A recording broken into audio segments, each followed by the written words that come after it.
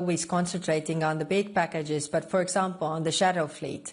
I mean, Russia is very creative together with our partners, and we need to be creative as well, which means that to be more agile and actually, put small things all the time on the table to tackle, which means that not the big package every time, but every time some vessels that have an effect on the Russian crude oil exports.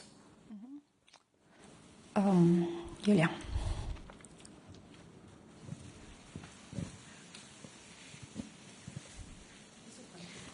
Julia Sullivan, Journal TV, Republic of Moldova. Moldova continues to be in danger as a Russian drone flew over its airspace and endangering our citizens. The same drone surveilled Romanian airspace. And also a note of protest was delivered to the Russian ambassador in Chisinau, but notes of protest doesn't help us and doesn't protect our citizens. So what European Union can do in this regard? Thank you. Via the European Peace Facility, we are supporting Moldovan armed forces also to defend Moldova. So we are trying to do, in that regard, what we can do. Thank you. Thank you. Andrew.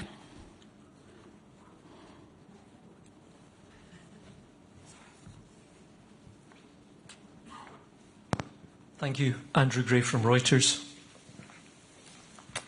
Question on Sudan. High Representative, you mentioned the thousands of deaths and immense suffering and said that today's decision to sanction one individual sent a strong signal the international community will come after those who are responsible. But is the international community, and specifically the EU, ready to go after those who are responsible for supplying the weapons that allows this suffering to happen? In particular, as you know, there are credible reports that the UAE is supplying the RSF group, which is responsible for the latest atrocities. Or is this a case of EU double standards where you will sanction countries that supply weapons to Russia, but not countries that supply weapons to an African militia which is accused of genocide? Thank you. Very good question. So, yes, all the member states who spoke today also refer to the enablers of the warring parties. I mean, these warring parties could not really engage in these atrocities if they wouldn't have the weapons that somebody's, their enablers are giving them. So, clearly, I mean, to stop this, we need to discuss what more can we do in this regard, and the reach out to the countries is what we agreed. The outreach, diplomatic outreach to those countries, and raise those issues to really stop this, and then we can see what more can we do. Thank you, Andrea. Thank you very much.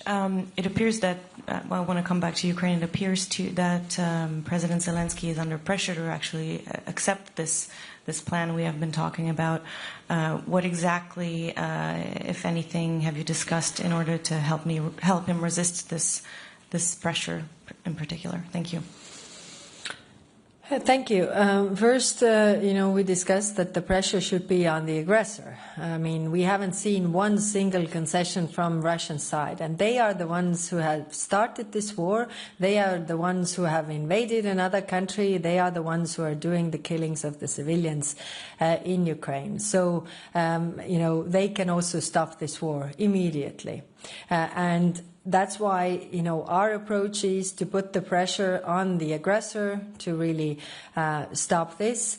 And this is the messages that we are conveying also to our other partners around the world. We are also, the discussions regarding reparations loan is also about, helping Ukraine to defend itself and sending a clear signal to Russia that they can't outlast Ukraine. Nuruddin. Nuruddin Fridi from Al Arabiya. Madam High Representative, responding to Prince Mohammed bin Salman, President Trump announced last night that the United States is going to work with the Quad parties to